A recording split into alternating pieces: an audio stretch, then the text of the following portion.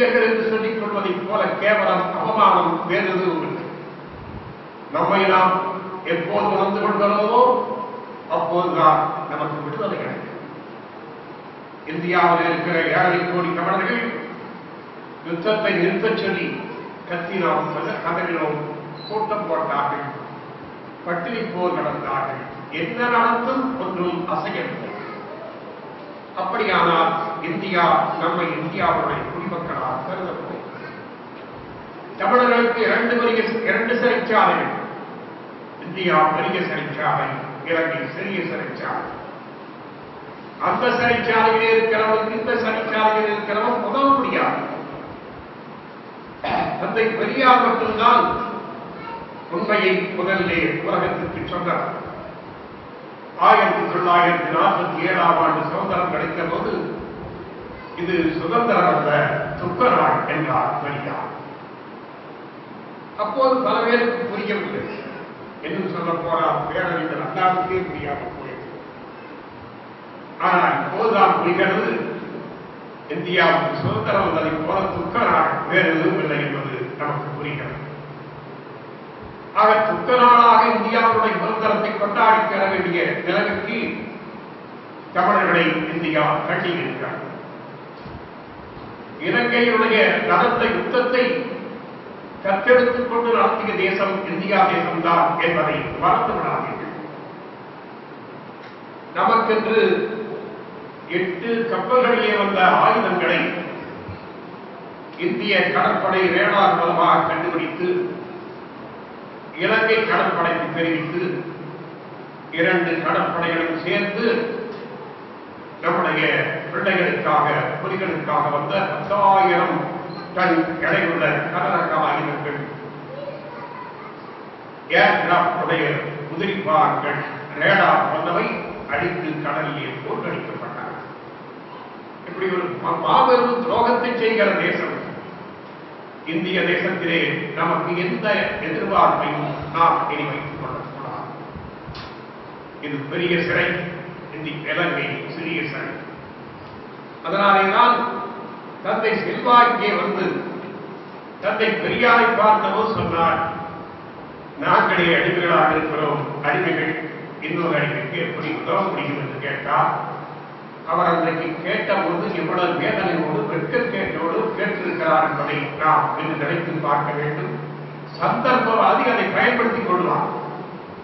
அந்த வார்த்தையை சொல்லி நான் இன்னொன்றை சொல்லுகிறேன். தமிழ்நாட்டிலே முதலமைச்சராக ஒரு மனிதர் இருந்தார்.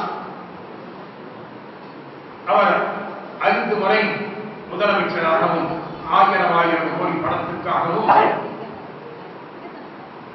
வாழ்கிற போதை செத்து போன மனிதர். நான் ஒரு கவிதை எழுதினேன். பணத்துக்காகவும் பதவிக்காகவும் பாழாய் போனவன் போகட்டும், அவன் பணத்தை போட்டு எரிக்கும் தீயில் 2ம் சேர்ந்தே காட்டிக் கொடுக்கிற துரோகிகள் இந்த இடத்திலே அதிகமாக இருக்கிறார். ஒரு வீரன், ஒரு மானமுள்ளவன் பிறக்கிற நேரத்தில் 1,00,000 பேர் துரோகிகள் பிறக்கிறார். அதுதான் நமக்கு ஏற்பட்ட மாபெரும் விபத்து. வீரத்தால் எழுந்தோம், துரோகத்தால் விழுந்தோம் என்பதுதான் நம்முடைய வரலாறு. எனக்கு தெரிந்து நான் சங்க இலக்கியங்களிலே பார்த்த மாவீரர்களை எல்லாம் பார்த்துக் கொண்டு வந்திருக்கிறேன். உலகத்திலே பெரும் விடுதலை புரட்சியாளர்களை பார்த்திருக்கிறேன். அவர்கள் அத்தனை பேரையும் ஒன்றாக சேர்த்தால் கூட தம்பி பிரபாகரன்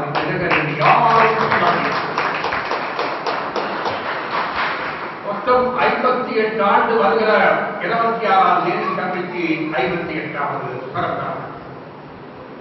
42 ஆண்டுகளுக்கு மேலே போர்க்களத்திலே இந்த மழை விழுந்து கொண்டிருக்கிற போது துளிக்கு துளி தப்பித்து போவது என்று சொல்வார்களே, அப்படி குண்டு மாறி கொடுகின்ற போது அதற்கிடையே சிரித்துக் கொண்டு மரணத்தை பார்த்து சிரித்துக் கொண்டே போன மாவீரன் தம்பி பிரபாகரன். மரணத்தை பார்த்து அச்சப்படாத, தன்பற்று இல்லாமல் மண்பற்று மட்டுமே வைத்திருந்த ஒரு வீர துறவி அவன். அவனை போல் உலகத்தில் எந்த வீரமும் இருந்தது. 1000 சேதுவாரம், 1000 கிடக்காப்பு, 1000 மண்டேரா, 1000 ஓசியவனும் எல்லாரையும் ஒன்றாக சேர்த்தார் என்று ஒருவருக்கு ஈடாக மாட்டார்கள் என்பதை நான் இன்னும் சொல்கிறேன். விடுதலை புலிகள் இயக்கத்திலே வந்து சேருகிற போதே மரணத்திற்கு சாதி கட்டிக் கொள்ளுகிறார்களே, கழுத்திலே குப்பி கட்டிக் கொள்ளுகிறார்களே. இப்படிதான் இந்த கழுத்திலே குப்பி கட்டிக் கொண்ட இந்த கழுத்திலே நான் சாவதற்கு தயார் என்று உலகத்திலே எந்த படையிலே எந்த ராணுவத்திலே வீரர்கள் சேர்ந்திருக்கிறார்கள். நம்முடைய ராணுவத்திலே நம்முடைய தேசிய ராணுவத்திலே மட்டும்தான் கழுத்திலே குப்பி கட்டிக் கொண்ட கடமை என்றோடு என்னுடைய வாழ்க்கை முடிந்துவிட்டது என்ற முடிவுக்கு வந்துதான் குப்பி கட்டிக் கொள்கிறார். அதனாலே இப்படிப்பட்ட நாம் அழித்திருக்கலாம், அழிக்கப்பட்டிருக்கலாம். ஆனால் உலகத்தில் இந்த இனத்தை போல துயரமும் மானமும் உள்ள இனம் எந்த இனமும் இல்லை என்று உலகத்திற்கு பறைசாற்றியவர் தம்பி பிரபாகரன். நான் அவருடைய தொண்டன், நான் கடைசி மூச்சுள்ளவரை அவருடைய தொண்டன்.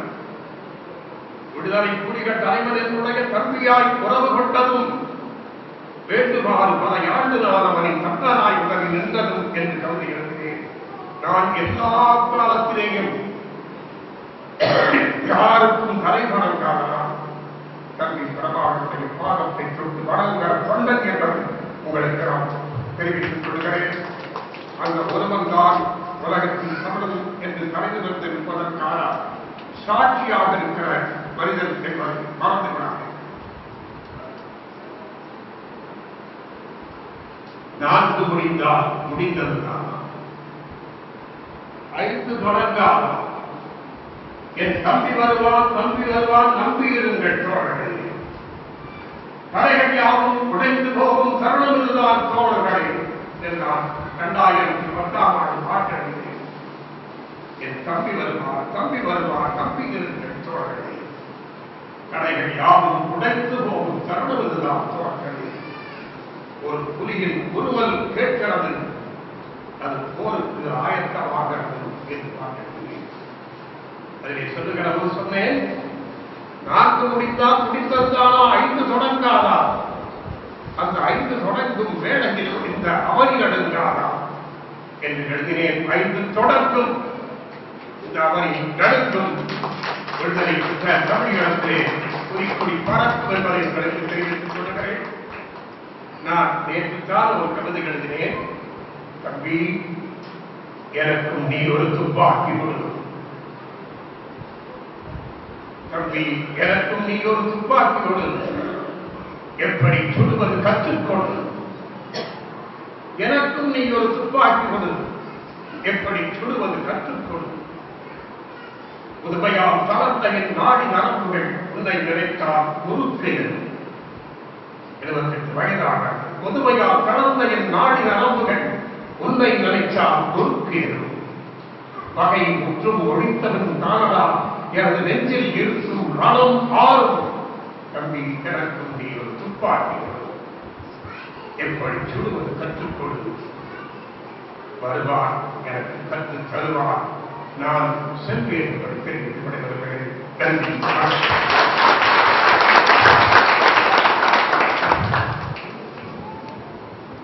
தருக்கினார் பிற தேசத்தான் தமிழன்பான் என் நாட்டான்பான் வெறுப்பும் குற்றம் செய்தார். ஆதலால் நிறைந்தன்னாரை நொறுக்கினார் முதுகெலும்பை எம் தமிழர்கள் எனும் செய்தி கேட்டு இன்பத்தில் குதிக்கும் நாள் வெகு தொலைவில் இல்லை என்பதை எடுத்துரைக்க வருகிறார்.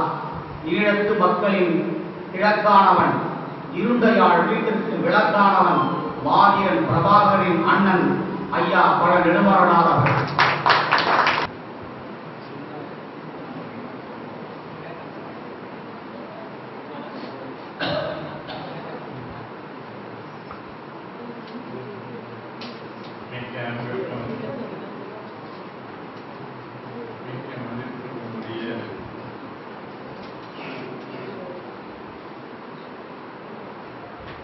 நம்முடைய கவிஞர் அவர்களே, புலவர் புலமைச்சித்தன் அவர்களே, மற்ற நண்பர்களே,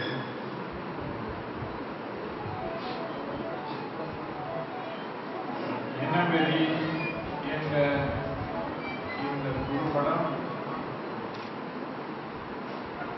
நம்முடைய சிந்தனையில் ஒரு குழியை விதைத்தது.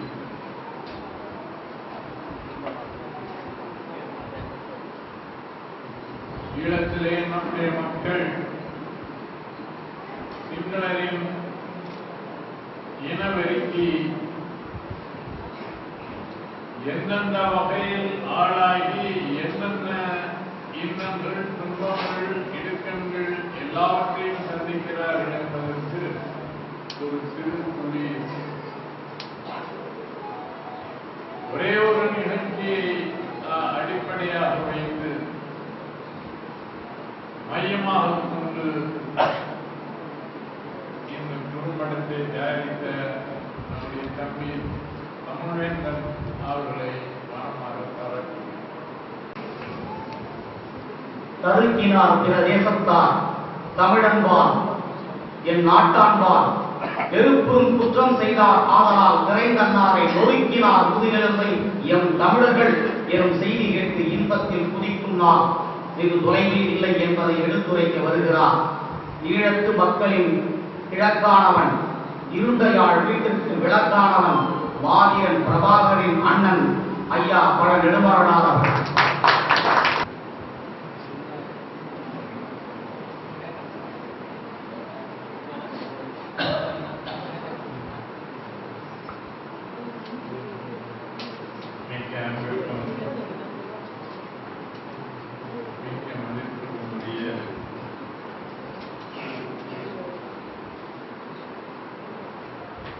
நம்முடைய புரட்சி கவிஞர் அவர்களே, புலவர் புலமைச்சித்தன் அவர்களே, மற்ற நண்பர்களே,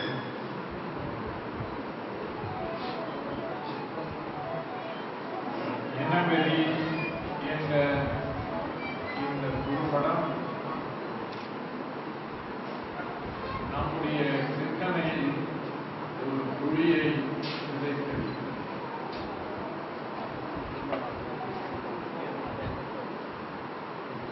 ஈழத்திலே நம்முடைய மக்கள் சிங்களரின் இனவெறிக்கு எந்தெந்த வகையில் ஆளாகி என்னென்ன இன்னங்கள், துன்பங்கள், இடுக்கங்கள் எல்லாவற்றையும் சந்திக்கிறார்கள் என்பதற்கு ஒரு சிறு புள்ளி. ஒரே ஒரு நிகழ்ச்சியை அடிப்படையாக வைத்து மையமாக கொண்டு இந்த குறும்படத்தை தயாரித்த நம்முடைய தம்பி தமிழ்வேந்தன் அவர்களை மனமாக பாராட்டுகிறேன். அதே போல இந்த படத்திலே மருத்துவராக நடிக்கக்கூடிய நம்முடைய நண்பர் தேவர் அவர்கள் நானும் மற்றவர்களும் அவரை இன்றைக்கு சொந்தமானால் பாராட்டலாம். ஆனால் தமிழீழத்தில் அவர் இங்கே கூலித்தேவன் நாடகத்தை நடத்தி அன்னைக்கு தமிழீழ தேசிய தலைவர் பிரபாகரன் அவர்களினாலே மனதார பாராட்டப்பட்டவர் தேவர் என்பவர். அதற்கு மேல் ஒரு பாராட்டு தேவையில்லை.